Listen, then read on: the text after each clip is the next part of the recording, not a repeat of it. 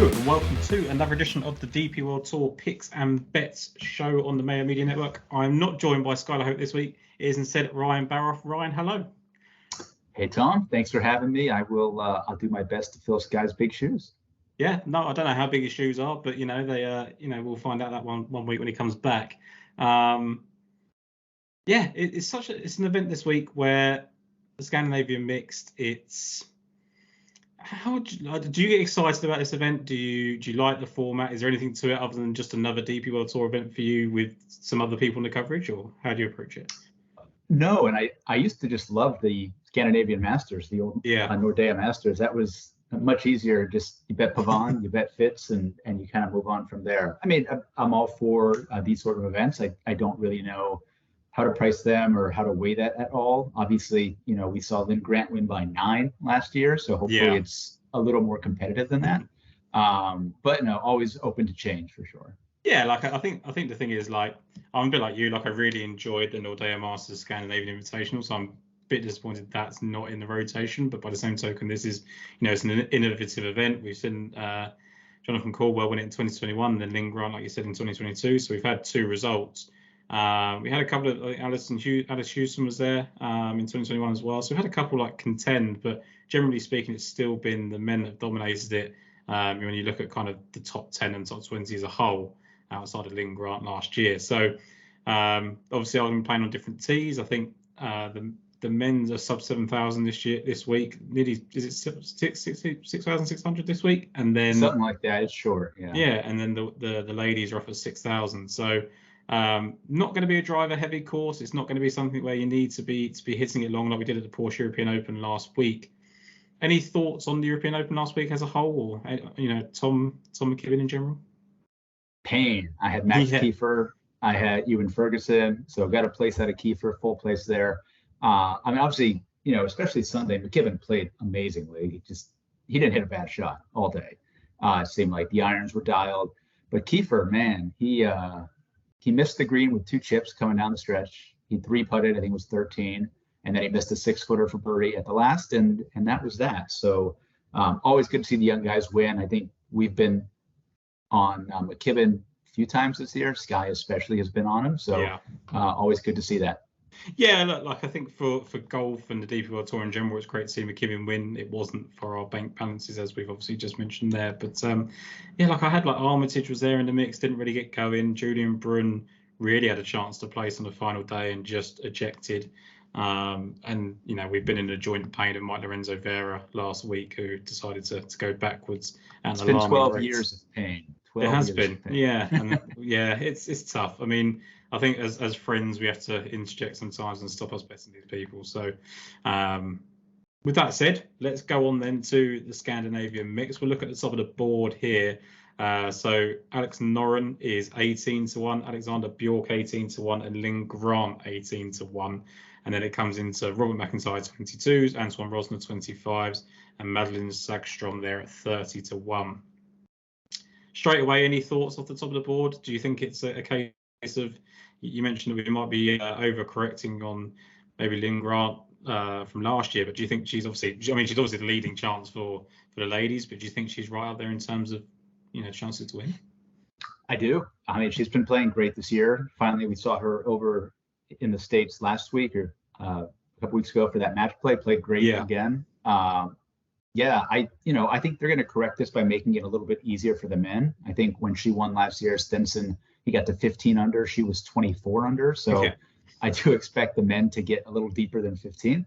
I can make arguments for a lot of these players at the top. She is probably top of the list. I think you have to look at Bjork next, but don't be surprised if Bobby Mack rips one off here. He just seems like he's kind of stewing. He's due. It's been a little bit inconsistent, but I think he's there. So, yeah, I think the experiment of backing Alexander Bjork in and around the 20-1 mark at the moment is probably over. I don't think he's a winner as it is, and when he starts going out to 40-50-1 and maybe represents some each way value again, then great. But certainly when you talk about Robert McIntyre, like I didn't even consider betting him this week, but again, the 22-1 seems a pretty good price when you compare it against some of the others in the market. I mean, Alex Noren's not playing, I know he's improved slightly on the PGA Tour of late, but like he's not he's not been playing well all season. I think he's potentially been injured as well. So I know he has to be installed as the favourite, as the home favourite, and probably the highest ranked guy. But like it doesn't seem like it's an event where he's automatically going to win anymore. I agree with that. Yeah, he's definitely not healthy. You know, I'm sure he'd love to make a run at this Ryder Cup team. I think that ship has sailed though. Yeah, absolutely. Look, let's go a bit further down then. So I start here at 35-1. It's on Joost Luiten, who I sort of joked earlier that they should have done it without Joost Luiten market. It's probably not that strong in my case, but I just look at it, and this is a little bit anecdotal in the sense that, like, I've watched Lorafabau and Marcel Syme come back this season. It feels like Joost Luiten's going to do the same sort of thing. But behind that is also the fact he's had 3 third-place finishes already this season. He's had back-to-back top 22 finishes at the KLM and the Porsche European Open. And last week, I sort of looked at Siwoo Kim, and he finished 29th at Colonial, where he'd never played well in the past. Wasn't really a course that he was, great at. And all of a sudden, I thought, well, that's a really good sign. Like a T29 finish on a course he doesn't like is great. And he went on to contend at Memorial. And I feel a little bit the same about Luiten. Like, I don't see the European Open being a great event for him at Green Eagle. And the fact that he actually finished, top 22 there was pretty good. Factor that into the fact that he's also was second going into the weekend here in 2021, obviously at a different golf course. It just feels like the shorter the course, the better for Joost Luiten. And at he's not even that old, like he's 37, he just looks like he's 57. But like, I just feel like the way his game is trending, the way that he's suited to this golf course, I thought the 35-1, there was still decent value on someone that I do still believe can win, and that obviously got 6 DP World Tour titles to his name. He's probably one of the winningest players in this field. Yeah, I bet him a couple times this year. He's definitely looked solid, especially with the iron play. I think that's kind of always been his staple. It's weird though, his over the last couple of years, especially this year with the putting, the short game has kind of deserted him. Yeah. He putted really well last year, and the iron play wasn't there until kind of the end of the year. Now the iron play has kind of turned a corner the last few events, but the putting is gone and the short game is gone. So I don't look too much into those stats because, again, they're not always accurate, but it is strange to see him struggling so much on and around the greens.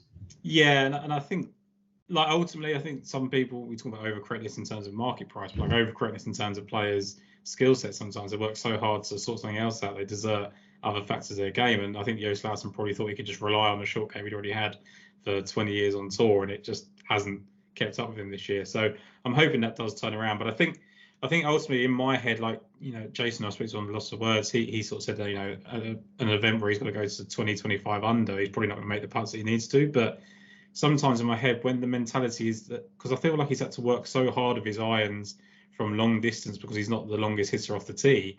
Now he's got all of that pressure taken away on a 65, 600 yard course. He can kind of relax, hit his irons and wedges nicely, and then the kind of putter isn't, maybe there's not so much tension involved. I don't know. I don't pretend to be a golf psychologist, but that's somehow how I justified it to myself. So I think that's going to work for me. But I just thought at 35-1, I thought he was decent value compared to, maybe the Rosners and the Alexander Bjorks in the market. And I think I'm certainly calling on players like Yannick Paul and Jorge Campillo, who seem to have kind of cooled off since they got into Ryder Cup contention, whether that's anything to do with it. Again, not pretending to be a golf psychologist. Next up for me was Julian Brun, who I mentioned last week let me down in the final days. He was right in the mix, and this is a really tenuous link, but like Sven, is it Tumba? Sven, the guy that designed this golf course, and he's like historically like an absolute legend in Swedish golf. I didn't realize how important this guy was. He was actually named the most important person to Swedish golf ever, which when you got Annika Sorenstam and Henrik Stenson, I thought was quite surprising.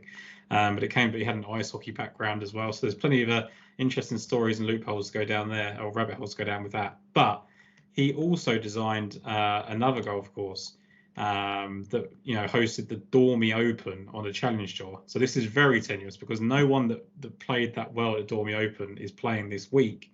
But people that have played well at the Dormy Open have also played well at the Emporda Challenge in Spain. So Bjorn Hellegren had finished second to Felix Maury in 2021 at the Dormy Open. He then finished 10th at the Emporda Challenge. Quartero Blanco had won the Dormy Open last year. He was 14th at the Emporda Challenge. Freiberhaus, who was second to Quartero Blanco, was third at the Emporda Challenge. And then Julian Brun was the man who won the Emporda Challenge in 2021. So I just think that little tenuous link, plus the fact that clearly he's playing well. Like, I really liked him going into last week. I thought there was a little bit of hidden form in him. And suddenly you're looking at 15th, 29th, and 29th, which really I think could have been kind of like 15th, 10th, and 12th. Like, it could have easily been a lot easier than that. I know we can't just give people results, but last two starts, 4th and 14th in approaches. To me, that's everything I kind of needed to see. So at 50 to 1, going back with Julian Brin. Yeah, I did look there as well. What I like about him is kind of the long-term form, right? We know he won a couple times on the Euro Pro Tour, made a quick jump up to the Challengers Tour, won a couple times there. I like that he can putt. He's one of the few guys that can putt. He just drives it so badly for me that I kind of worry about that when you need to make so many birdies. I could see him in the water, could see him in the rough and not giving himself birdie looks. So that was kind of ultimately why I didn't go there, but I certainly see the case for it. Yeah, I'm hoping that the driver thing, because look, Louten's accurate but not long. One of the players you're going to talk about later is having his own battles with the driver, and I'm hoping your point that you'll come on to, the fact that it's a shorter golf course and might take the pressure off the driver, just leans into Julian Brin. So I do trust him, like you say, with the putter to make those birdies if he gets hot enough off the tee. Over to you then for the first pick at the Scandinavian mix, and it might not be a surprise for people that follow you on Twitter and in your shows. Sebastian Soderberg here at 55 to 1. Well, we needed at least one token Swede for this event, and yeah, I think we both feel that he's going to win this year, right? Yeah. I think he's also one of those players on the verge of making that top 10 and earning his PGA Tour card, so he's got quite a bit to play for. Where were we on him? KLM? Was that when we were all on him? Yes. He played okay, but just nothing, one bad round in there. But 9th in Italy, he had a 9th in South Africa. He had a 2nd in Abu Dhabi very early in January. Just feels like he's one of the best players in this field. And to get him at 50 to 1, he's someone who has won multiple times in fields much better than this. So I like his approach game. I like that he can putt. I just feel like he's very well-rounded, and I wanted a Swede on the card. So, yeah, look, I think every time I talk about Sebastian Soderberg, I bring up the fact that he beat Rory McIlroy in a playoff, and that's just everything that I learned. He probably brings it up all the time. Yeah, I mean, I would. Every time I was having a beer, I'd bring it up. But like, even when you look at where he won it, like at Crans, it's a lot of short irons and wedges. I think that's beneficial to this. And like you say, 2-time win on the Challenge Tour as well. Kenya Open. Again, somewhere where you'd probably see a lot of wedges and short irons. So I think that actually the kind of course fit, as well as playing at home, really leans into him. So absolutely understand the Sebastian Soderberg. Next one, you're going to have to sell me a little bit on, because I think I've just gone through enough pain with him at the moment. Like, I was convinced Connor Syme is going to win probably during those couple of COVID seasons. But at 60 to 1 or 70 to 1, I think best price now, Connor Syme. Give us the reasons why he can win this week. We're going to need him to gain 8 strokes putting. No, again, I think this is the right kind of course for him. I think he hits it straight enough when he's playing well. We obviously have seen that he can get offline. I really liked his play over the weekend last week. Shot 66, 68, I think, over the weekend. So he was -6 on the weekend when -8 won the event. So I think, if not for a very slow start, he could have been in contention. And again, I just think I'm going to pick my spots with him, but I saw enough last year, some signs earlier this year. He's now made 15 of 16 cuts, it looks like. So, he's still making cuts. He just hasn't quite spiked. I love that he putted well last week, because again, that's usually the one thing that we're missing. He's actually gained strokes putting 3 of the last 4 events. So if a little bit of the ball striking comes back and he can maintain that putting, he's good enough to win on this tour. I think we all agree with that. Yeah, and I think ultimately, sometimes in events like this, there's an element of randomness to it, and I know there is in golf in general, right? And you'll see someone in the top 10 of the best in this week, top 10 of the leaderboard this week that just never got considered. But I think with people like Connor Syme and those types of players, you're back in the overall talent and the ceiling of them in an event where I think anyone can tend to, like Mark Warren was runner-up here last year in the men's leaderboard, and Darius Van Driel was 4th, and players like that. So I think that when you get random players like that spiking. James Morrison was another one I looked at. He was 4th here 2 years ago. Like, I think these types of players that can just flash and make birdies at any given point, I think are certainly people to look at. So, and he did win once on the Challenge Tour, yeah. So it's not like he can't do it. And he beat a lot of the guys who are in this field now. So I'm hopeful that he can do it at some point. I think also with people like Connor Syme that, we've had these memories of him not being able to get over the line, but I think, wasn't it all in kind of like a short space of time where he had chances to win? So I feel like we kind of have a negative impact on that, when really actually they've almost not had the learning period. So if 5 years down the line he suddenly wins and then wins again in 2 years' time, there's not really, sometimes it just takes people longer to win, and it's simple as that. And I think we give up on players too easily. I definitely do. Yeah, he had back-to-back runner-up finishes last year, so pain. No, I think that's just what people remember. Like, he couldn't get it done 2 weeks in a row, so he'll never get it done ever. Like, it's sometimes a bit overreactive, which is, the golf market in general. Yep. Someone did cause me actual pain last week. You're back in on Marcus Armitage at 70-1. Other than a bad driver, I absolutely understand why you'd like him this week. Yeah, I mean, he fell off a cliff for most of the last year. At the end of last year, he kind of turned it around, and then he fell off another cliff. But there have been signs, especially with the iron play, which for him is kind of the most important thing.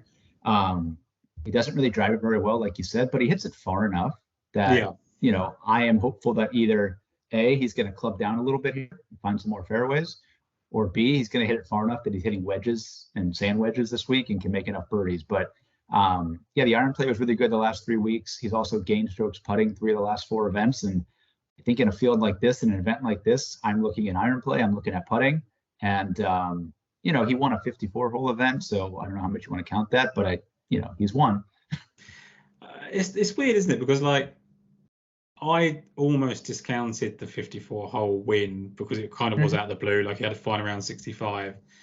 Then I used it in my own case last week because it just helps back up what you've already kind of explained with him.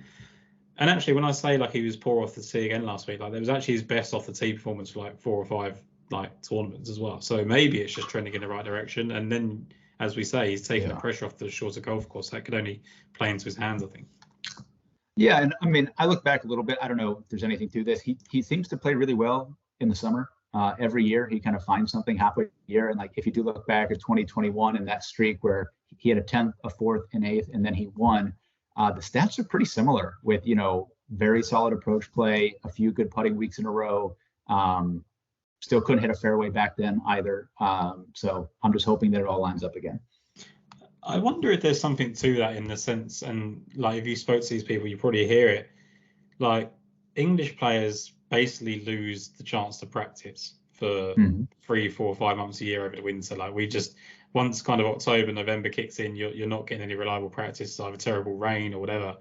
And just I remember speaking to Chris Paisley about this on the podcast 3 or 4 years ago, and he'd won in South Africa, and it was because he moved out to Florida and was practicing all the way through and playing these local tournaments in Florida that really helped him. And I spoke to Dale Whitnell, and he was the same. And all of a sudden, he's become a lot better golfer. He's got this kind of winter practice, plays in Florida. There's got to be something to that that's beneficial to the people that just have to hang up their clubs for 2 or 3 months, or just practice through absolute hell.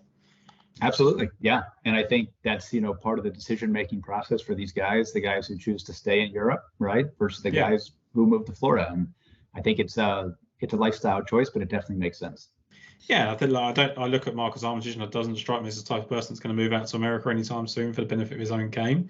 But sometimes people should do it. So, something to consider and something to look at as we look at English players. Before we come into some of our longer shots, I just want to shout out to our audio listeners, to those that listen to us on Apple Podcasts or Spotify or anywhere else they get their podcasts. You can listen to us on the DP World Tour Picks and Bets, on Mayo Media Network, The Mix. Rate, review, and subscribe on there for us. It goes a long way to helping us, and we absolutely love the support. We love the comments we get on YouTube, everything like that. All good. It keeps us coming back, and we really do appreciate all the feedback, especially the ones that help us, the ones that people want to hear, the people that, you don't have to say nice things. Sometimes the constructive criticism is just well received as well. So really do appreciate those coming in, and keep it up.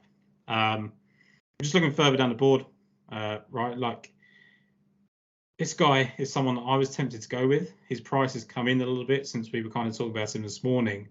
But give me a reason as to why, or the reasons why you're going back in on the talented Dane John Axelsen this week, who is now 80 to 1. Yeah, wasn't in full disclosure, wasn't someone who's really been on my radar much. I know that he was a force on the Nordic Golf League, right? And that kind of brings me here. But also, I was just very impressed by what he did at Q School. He started off with a slow round, still got through in 9th place, and we've just seen those guys just crush this year, right? You got a win from Forsstrom, you got a win from Basham, who was right there. Daniel Brown has made every single cut. Axelsen is up there. Syme was there. Bradbury. So I just think you're even Andrew Wilson, and I think we talked about him on one of the previous pods. Don't know much about him, but that form has certainly carried over a bit. And I know Coley was on him a couple of weeks ago. This guy's been on him numerous times. He drives it well. He putts well. I just think he's good. And DraftKings had a 130 this morning, which is obviously not there anymore, but that was just a number that stood out to me.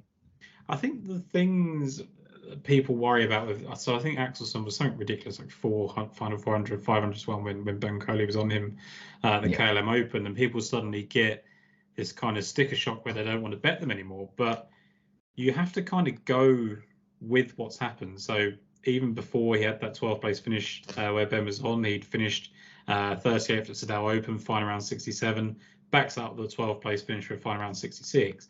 And then last week, he's the 54-hole leader. And, okay, admittedly, he has problems on the final day and shoots a 75. But all of a sudden, you've just got someone who's got a really good learning process. And I think people just almost embarrassed that they've missed out on the odds and stuff. And they're just, sometimes you have to get over that. Like the way he's hitting the ball, tee to green, approach, everything is great, streaky putter.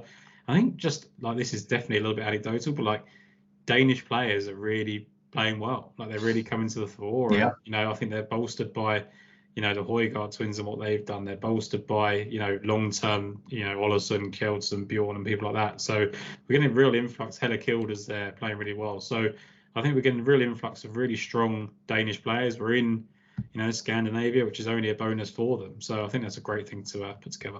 I think Lucas Beauregard made a cut last week. There you go. I mean, if he's finally making a cut, then we're good, aren't we? I think that's it's surprising me. You make a cut and then don't come to an event like this where it's probably beneficial to you. But he's gone, man. He's off the cliff, unfortunately. Once beat Tiger Woods in the match play, didn't he? Another. Hey, we saw Pavon come back, so maybe he can come back too. Yeah, Manacera and Pavon the last 2 weeks. It's going to be an all-Italian. Guido Migliozzi suddenly out of the Ryder Cup and in for those two guys. So definitely interesting. One that we've agreed on this week, and I was really pleased to see that you're on him as well as me. Matthew Baldwin is 100 to 1. I'll let you make the case for him, and then I will just add in any bits you didn't add. I mean, the dude just won by 8 shots. He's playing well. But no, I mean, we saw him. I was just last summer that he came over from the Challenge Tour and, was like a top 10 machine for a while. Went back to the Challenge Tour, was a top 5 machine, and then he finally got that win this year. But just seems to do a lot of things well.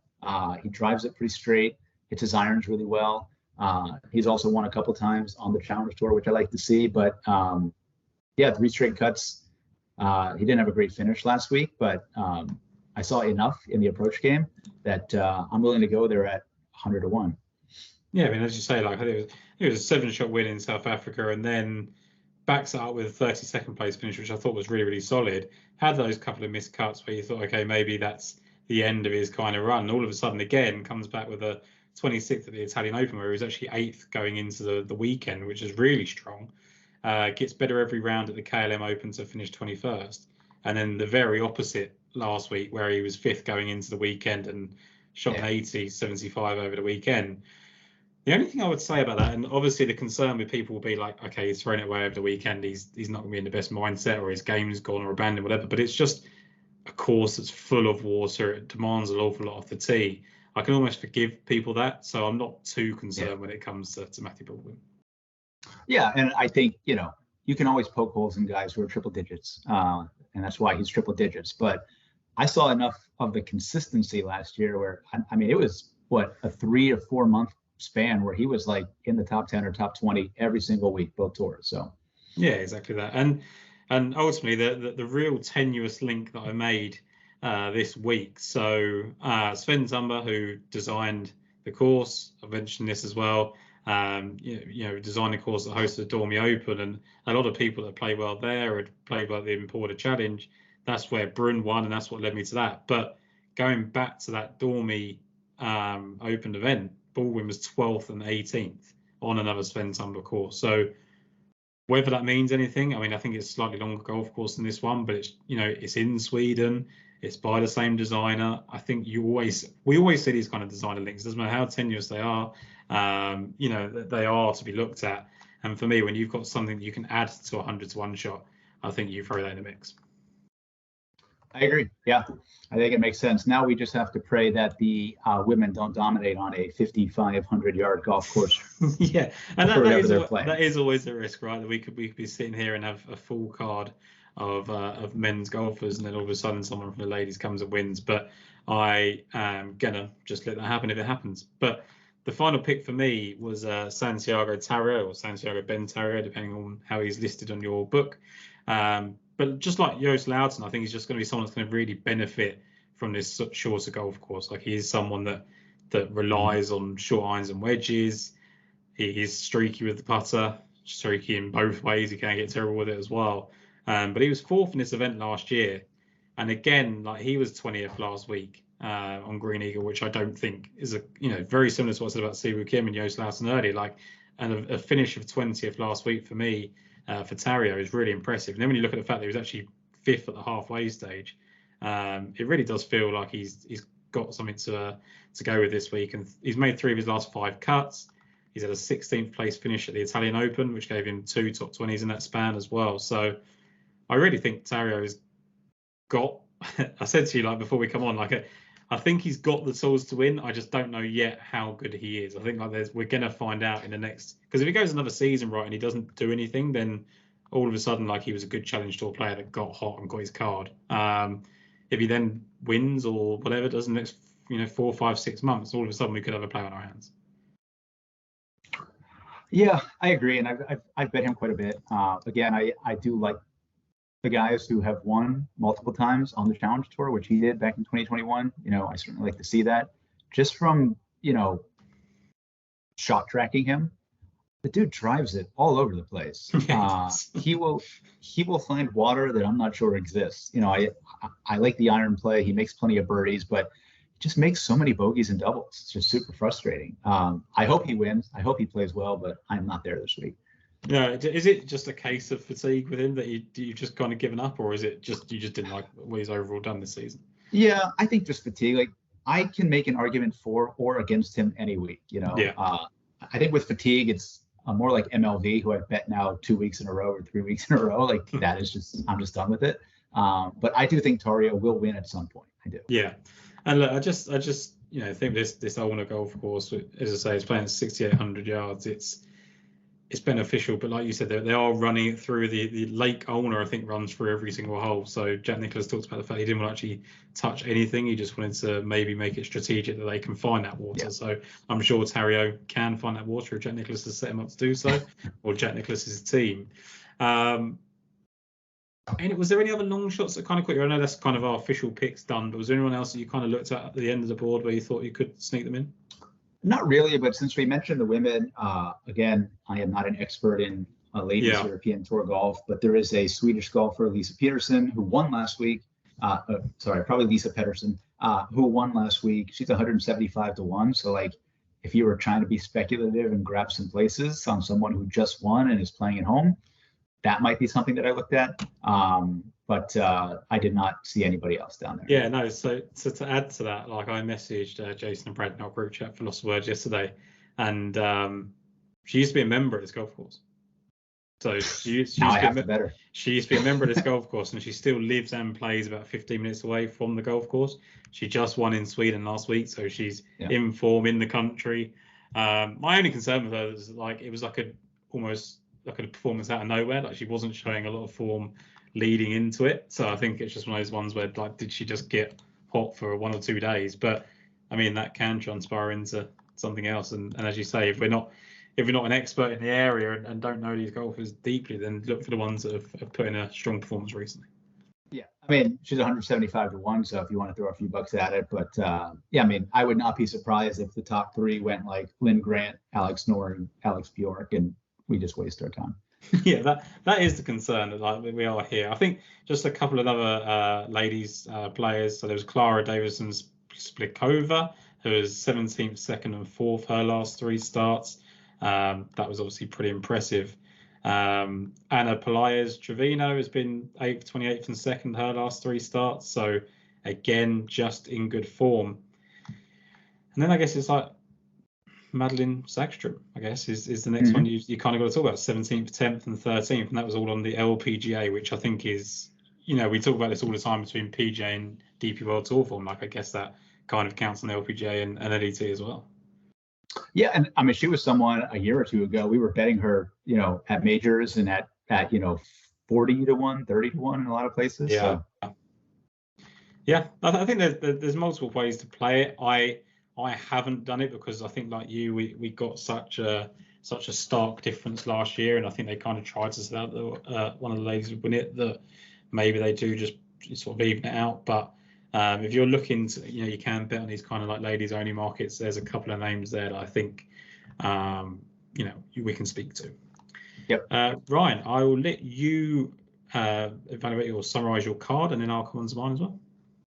All right, we got Soderberg at 50, Syme probably still around 60, Armitage 66, Axelsen, who's down to 80, but we got a lucky number there at 130, and then our final pick, Matthew Baldwin, who we both have at 100 to 1. Absolutely, thank you very much.